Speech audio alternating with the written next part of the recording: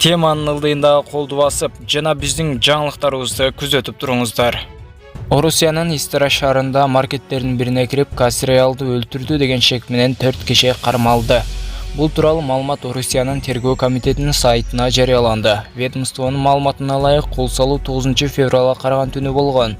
Анда бейсбол таякчылар менен каракчылар дүкөндүн жетекчисин жана анын күйөөсүн, ошондой эле кассирди сабап салышкан. Кассир алган жаракатынан улам ушул жерден каза болгон.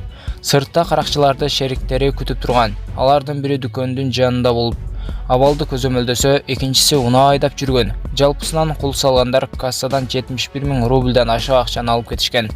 Каракчылыкты Кыргыз өлкөсү менен Тажикстандан келген жарандар жасаган деп шектелүүдө. Алар Орусияга иштөө үчүн келип, ар кандай курулуштарда иштешкен. Кол салгандар 26 жаштан 41 жашка чейинки жарандар деп жазылат маалыматта. Айрым орус басылмалары кылмышка 4 тажик жараны шектелип кармалды деп жазышууда. Элчилик маалыматты тастыктай элек. Түндүк түштүк альтернативдик жолундагы тосмолор уурдалуусу боюнча тергөө иштери жүрүп жатат. Бул тууралуу Жалал Абад ОИБ'нин басма сөз кызматы билдирди. Маалыматка ылайык, China Road жол куруу ишканасынын ишенимдүү өкүлү милицияга кайрылып, аталган ишкана курган балыкчы Жалал Абад унаа жолунун 364-чакырымында, тактап айтканда Сузак районунун Калмак Кырчын айылынан өткөн жолдо курулган көпүрөнүн темирлери уурдалганын билдирген. Натыйжада 200 000 сом зыян келген.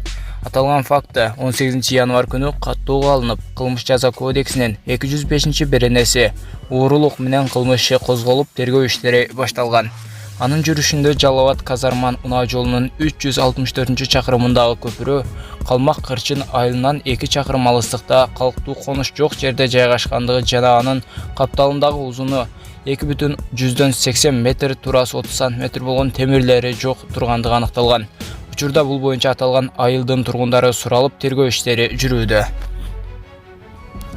Кадамжайда өспүрүмдөр үйдөн 100 000 сом уурдоого шектелип кармалды. Бул тууралуу Баткен ОИБ'не маалымдашты. Агалайык Кадамжай районунун 42 жаштагы тургуну ÖA 1 февралда жергиликтүү милиция бөлүмүнө арыз менен кайрылып, үйүнө белгисиз адамдар кирип, шкафтын ичинде турган 100 000 сом акчасын уурдап кеткендигин билдирип, мыйзам чегинде тиешелүү чараларды көрүп берүүнү суранган. Бул арыз Кадамжай РИБине кылмыш жаза кодексинин 205-беренеси уурулук менен катталып, иликтөө иштеринин жүрүшүндө жогорудагы кылмышка шектелип, 15 жаштагы жана 12 жаштагы жергиликтүү тургундар кармалып, тергөөгө алып келинген. Азыркы күндө тергөө иштери жүрүп жатат. Подписация деген кызыл жазууну басып, жанындагы коңгуроочунда сөзсүз түрдө басып жазылып кетиңиздер. Биздин акыркы кабарларыбызды ар дайым билип туруңуздар.